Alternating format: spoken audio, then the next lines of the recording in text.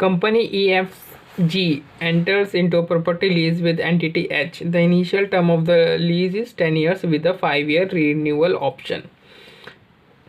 जो company EFG है वो कंपनी एंटिटी H के साथ एक लीज कॉन्ट्रैक्ट में एंटर करती है। जो लीज टर्म है शुरू की, जो कि नॉन कैंसिलेबल होती है, वो 10 साल की है और 5 साल के बाद उसके बाद 5 साल का रिन्यूअल ऑप्शन मिलेगा। वो चाहे तो यूज़ कर सकती है, वो चाहे तो नहीं यूज़ कर सकती है। लाइफ ये प्रॉपर्टी की जो इकोनॉमिक की लाइफ है वो 40 इयर्स की है और जो लीज प्रॉपर्टी के जो फेयर वैल्यू है वो है 50 लैक्स। तो हमें प्रॉपर्टी की जो इकोनॉमिक लाइफ दे रही कि ये इसका यूज़ क्या है, इसका यूज़ आएगा जो ROU एसेट जो है उसकी डेप्रिसिएशन कैलकुलेट करने में यूज़ आएगा 40 इयर्स। और प्रॉपर्टी की जो फेयर वैल्यू है लीज प्रॉपर्टी की 50 लैक्स है, ठीक है। और यहाँ इसका भी एक बहुत ही अच्छा यूज़ है, इसलिए मैंने इसको हाईलाइट कर रखा है। इस पर इसको ध्यान रखना कि अगर क्वेश्चन में आ जाए तो इस तरीके से अगर कोई लीज प्रॉपर्टी का फेयर वैल्यू दे रही है तो क्या करनी है वो अभी हम आंसर में देखेंगे, ठीक है। Company EFG has an option to purchase the property at the end of the lease term for 30 lakhs. जो कंपनी है EFG जिसने लीज ले रखी है प्रॉपर्टी को, उसके पास ऑप्शन है कि वो लीज टर्म के एंड में यानी 10 साल के बाद वो प्रॉपर्टी को खरीद सकती है। कितने में? 10 साल के बाद पेमेंट करेगी। कितने की? 30 लाख की मतलब देकर के आप परचेज कर सकते हो। पहली जो एनुअल पेमेंट होगी वो 5 लाख की होगी और उसमें हर साल 3% का इंक्रीज़ होगा। यहाँ पे कहीं पे भी क्वेश्चन में मेंशन नहीं किया गया, लेकिन मैं बता दूँ कि जो फर्स्ट ईयर की जो एनुअल पेमेंट है ये एनुअल पेमेंट एडवांस भी की गई है, यानी बिगनिंग ऑफ द ईयर में ही, शुरुआत में ही करी गई है सारी एनुअल पेमेंट। क्वेश्चन में कहीं नहीं लिखा है, लेकिन जो ICAI ने सॉल्व किया आंसर उसमें इसी तरीके से लेकर के किया गया है, इसलिए यहाँ पे हम मानेंगे, यहाँ पे एज्यूम कर लेंगे कि जो लीज पेमेंट है वो बिगनिंग के ईच ईयर के बिगनिंग में करी गई है और हर साल 3% से इंक्रीज हो जाएगी। इम्प्लिसिट रेट ऑफ इंटरेस्ट है 9.04%, मतलब जो डिस्काउंटिंग रेट है वो ये है 9.04%। एंटिटी H यानी जिसके पास जिसकी जो ओन करता है लीज प्रॉपर्टी को, वो एक इंसेंटिव देता है दूसरे साल के शुरुआत में, यानी पहले साल के एंड में ये एक 2 लाख रुपए का इंसेंटिव देता है।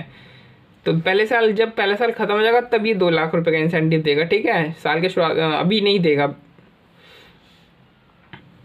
वो इम्प्रूवमेंट करने के लिए ऐसा कुछ है कुछ। कंपनी EFG रीजनेबली सर्टेन है कि वो परचेज ऑप्शन को एक्सरसाइज कर लेगी। बहुत बढ़िया, आप परचेज ऑप्शन को एक्सरसाइज कर लोगे तो आपकी जो आउटरो है ये कंफर्म हो गई एक तरीके से। How would EFG measure the right of use a certain lease liability over the lease term? ये देखो,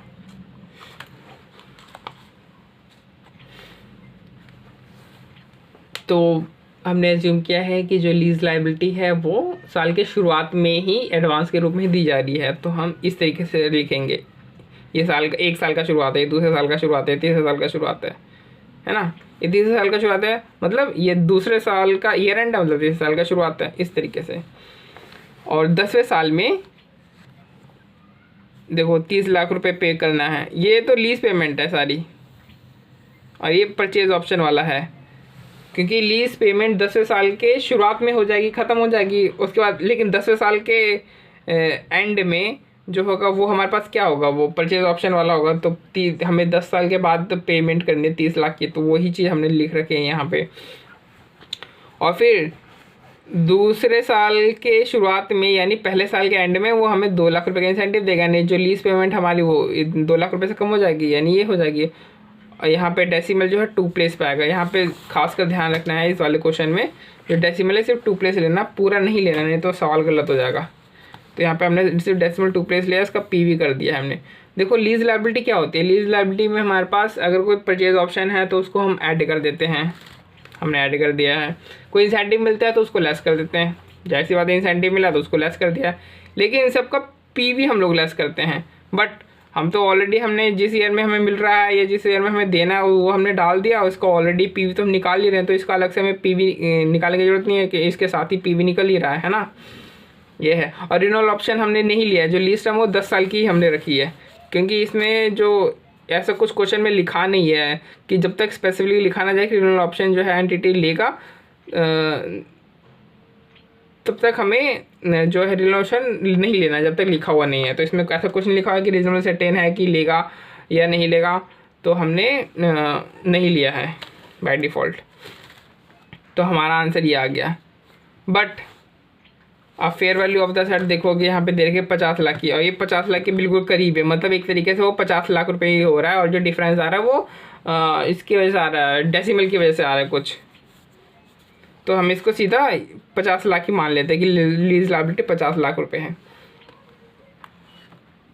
तो अब हम एंट्री कर सकते हैं ROU टू लीज लायबिलिटी कितना से, 50 लाख से। अभी इन दोनों का हमने वैल्यू डिटरमाइन कर लिया। अब इसके बाद ROU की का डेप्रिसिएशन डिटरमाइन करेंगे और लीज लायबिलिटी का पेमेंट शेड्यूल, यानी एक तरीके से अमोर्टाइजेशन टेबल इसका हम बना देंगे। तो देखो ROU के लिए हमने कर दिया, ROU के लिए डेप्रिसिएशन कर दिया, 50 लाख का टोटल ROU की कॉस्ट आ गई असेट की हमारे लिए, और 40 साल का यहाँ पे लिखा हुआ था इकोनॉमिक लाइफ। मैंने पहले क्वेश्चन के शुरुआत में बोल दिया था कि इसका हमें यूज़ पड़ेगा, ये देखो यहाँ पे। तो 1,25,000 का इसका ईयरली डेप्रिसिएशन हो गया, और ROU के लिए हमने डेप्रिसिएशन निकाल दिया, और जो लीज पेमेंट है उसके लिए क्या करेंगे, अमोर्टाइजेशन टेबल निकाल देंगे। वे देखो ये इंस्टॉलमेंट जो हमने शुरुआत में पे करी है, ये वो है, ये इंटरेस्ट एक्सपेंस है 9.04 का, क्योंकि इसमें वैसे तो अमोर्टाइजेशन टेबल में 2 इंटरेस्ट होता है। हमने जब फाइनेंशियल इंफॉर्मेशन इंस्ट्रूमेंट वाला इंडेक्स पढ़ा था 109, उसमें 2 इंटरेस्ट थे, बट इसमें लीज लायबिलिटी वाले के केस में एक ही इंटरेस्ट होता है, और हमें इसी इंटरेस्ट से काम चलाना पड़ता है। तो उसी से डिस्काउंट करते हैं, फिर उसी इंटरेस्ट रेट को हम फिनेंस कॉस्ट कैलकुलेट करने के लिए यूज़ करते हैं।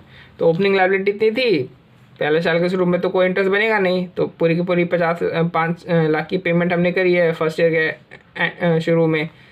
ये देखो फर्स्ट ईयर के शुरू में है ना, करी है ना पेमेंट, है ना, लीज पेमेंट हमने शुरू में ही कर दी थी एडवांस में, वही है। लीज लायबिलिटी को लेस कर दिया, क्लोजिंग लीज लायबिलिटी आ गई, क्लोजिंग आई, उसमें हमने इंटरेस्ट जो है वो 1 साल का प्लस किया 9.04% से, फिर दूसरे साल की इंस्टॉलमेंट जो है माइनस कर दी, फिर आगे इस तरीके से हम करेंगे तो लास्ट में क्लोजिंग बैलेंस नील बचेगा। इस तरीके से करना है।